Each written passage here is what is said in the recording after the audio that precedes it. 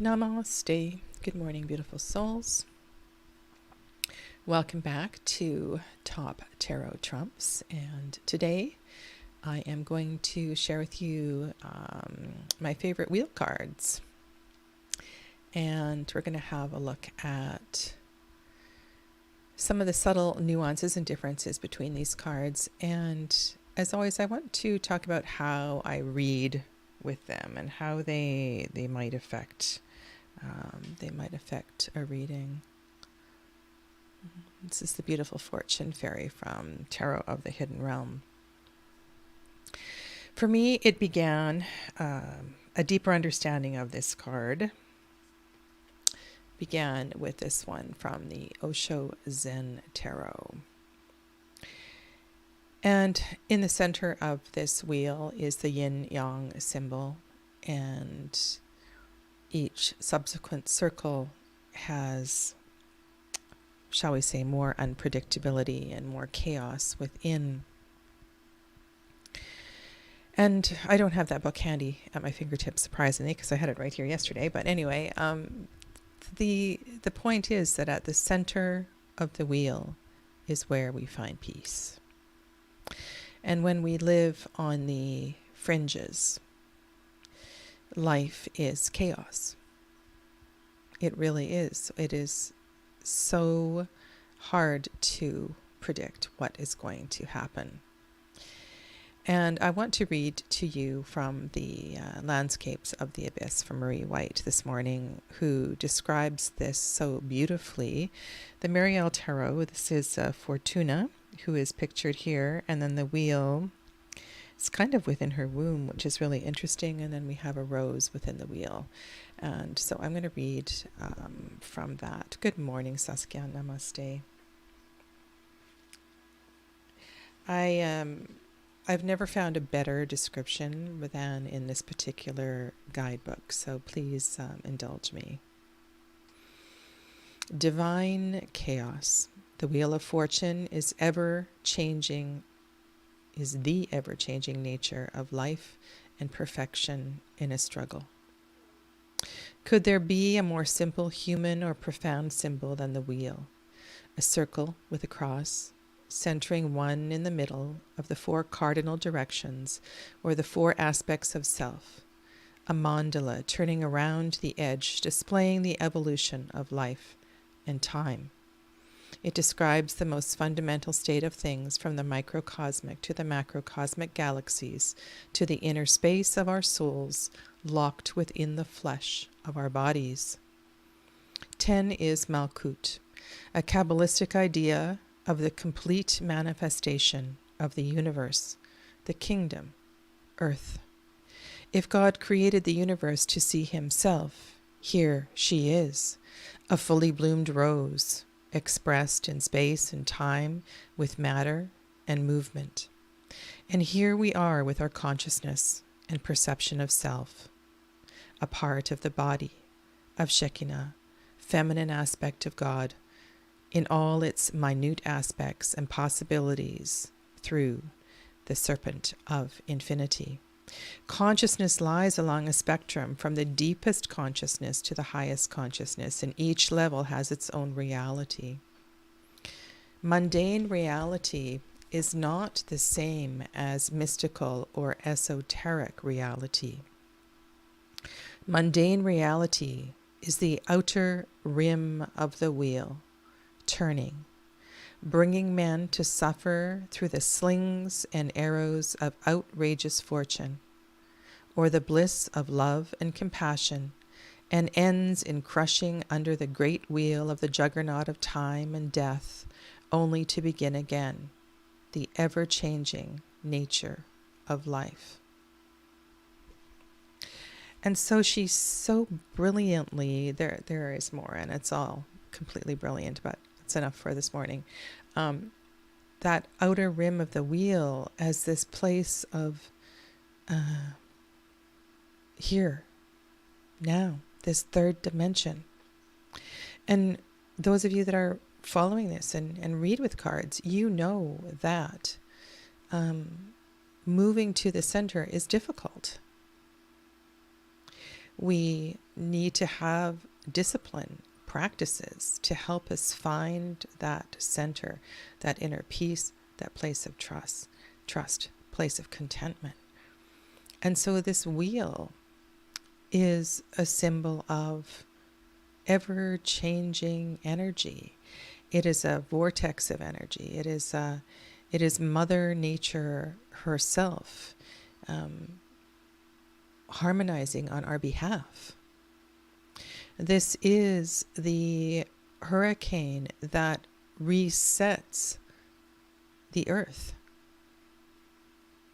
She doesn't care about us. We likely have raped and abused and done all kinds of things, and these resets are for the greater good, of course, which in our lifetime we probably won't see or understand.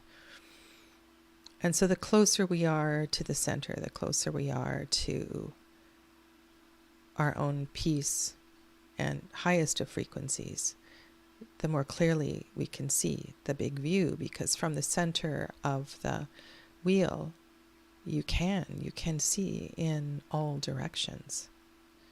And you can also think about this as like a cone, and that the center of the wheel is at the peak of the cone. And so there are some really brilliant cards that I want to share with you today, not nearly as many as yesterday. This large card here is from the Ancestral Path Tarot by Julie Cuccia Watts. And here we see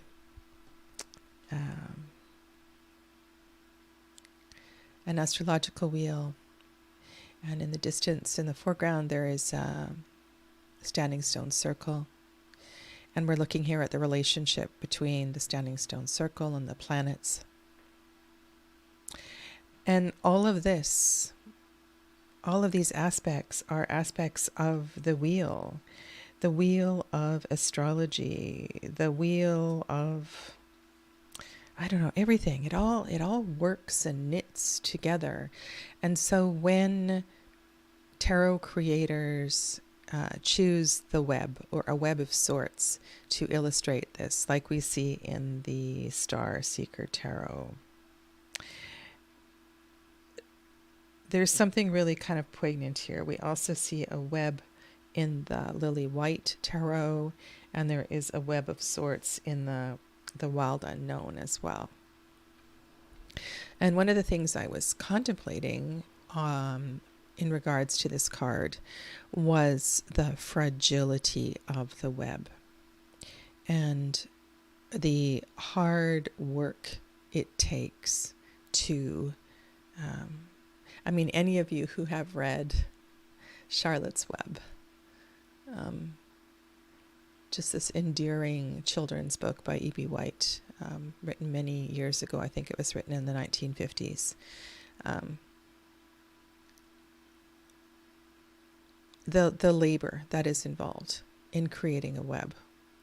And you can think about that metaphorically as well, too, the web of your life, and each of these lines of the web being something that you have endeavored through.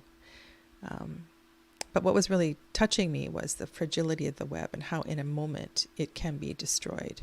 How a human can come along with a stick and take it away, or wind, and then a spider goes back and builds another magical creation. So I really love this symbol for the wheel. And I think that Celia Melville's watercolor here is truly extraordinary. The reflection of the sun, the lunar cycle, and the solar cycle, the fact that those two cycles are one. And I think the big message of this card is one. What does it mean to be one? What is oneness? And it's no accident that the 10 is a 1. And that's really beautifully drawn. Now we do see the sun and the moon also in the wild unknown, the darkness above, the light below, the sun below, the moon above. The owl is in the darkness, in the nocturnal half of the day. And all of the colors of the rainbow form part of the nest, the wheel in the center. I don't know what you see it as. Have you ever seen a bird pick up a string or a colored piece of something and take it to their nest, or found a nest that has a human, like a piece of wool yarn in it or something? It's almost what I see here.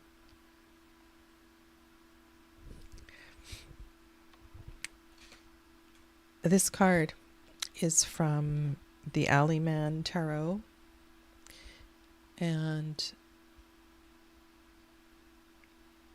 there's something very, this card also has a Jupiter symbol on it, which is the planet that I assigned to the wheel through the Golden Dawn correspondences.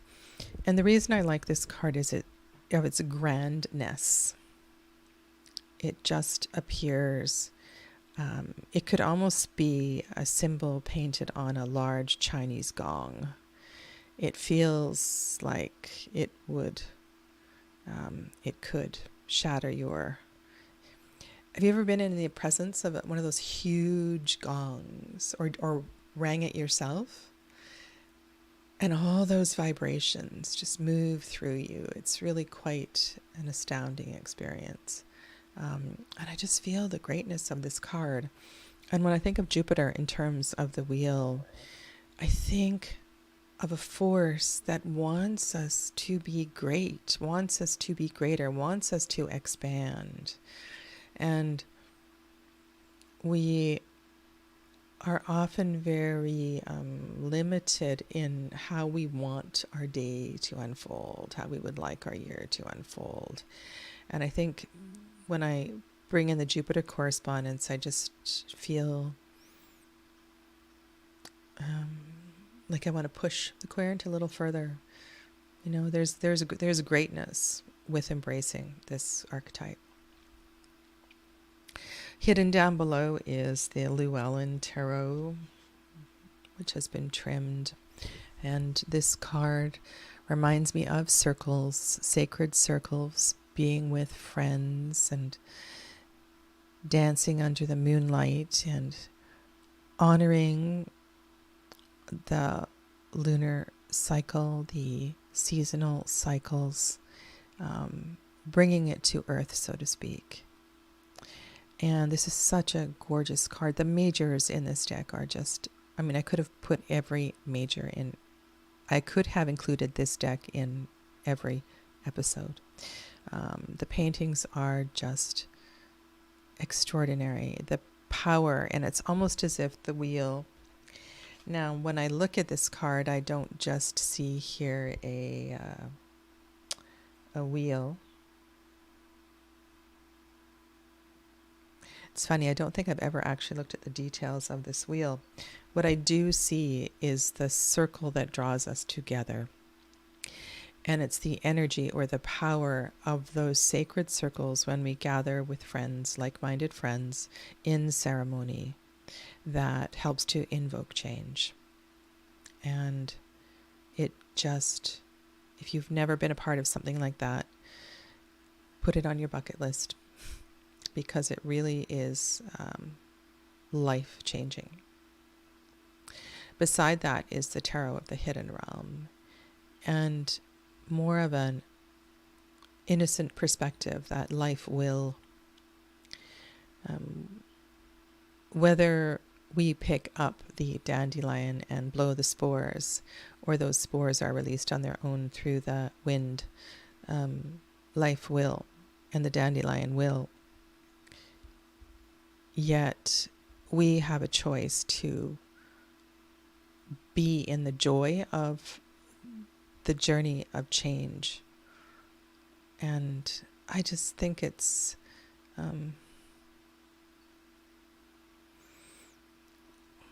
what I want to say, just there is pleasure in change, there is joy in change, there is in embracing the seasons. So here's an example of something I'm thinking of, maybe not related to this beautiful girl on the card at all. And I've told this story before, so I'm sorry if you've heard it. It's an Iyengar story.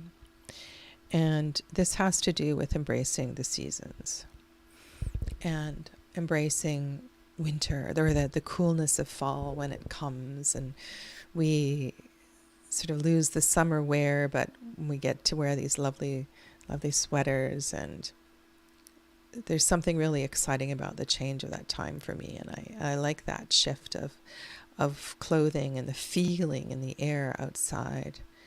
And then we shift into winter, and oh, I love the crackling of the fire and the long nights and the candles.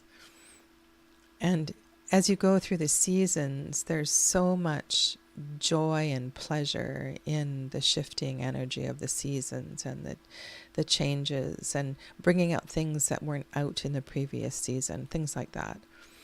And what he talked about was the tendency for us to want to control the season.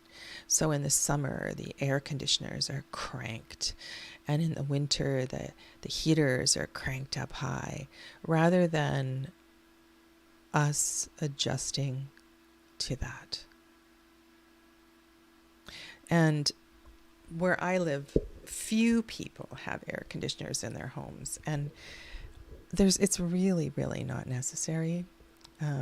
We've had a real heat wave, and it has been hot, but there's something about embracing the heat of summer and adapting, right? You adapt what you wear. Maybe you create coolness in your home in other ways by having windows and curtains closed to capture the coolness of the morning air. I mean, there's lots of things you can do. And I remember reading or listening to him talk about this, and I thought, yeah, this is really important stuff. So I just share that with you. Okay. All right. So I'm going to pick my top 5, and from this group of cards, this is the Ancestral Path, Starseeker, Osho Zen, Lily White, Wild Unknown, Alleyman, Llewellyn. Okay, so Tarot of the Hidden Realm, and Marielle. Okay, so I'm going to just take them all out and bring them in. Okay, so these two are staying for sure. And I think I'm going to honor Miss White. So there's 3.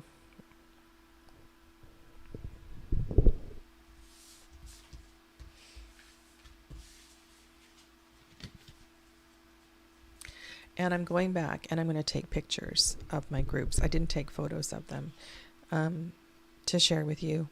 I might make some Instagram posts. All right, so let's take that out. And we've got the web there. I'm going to leave Julia's in.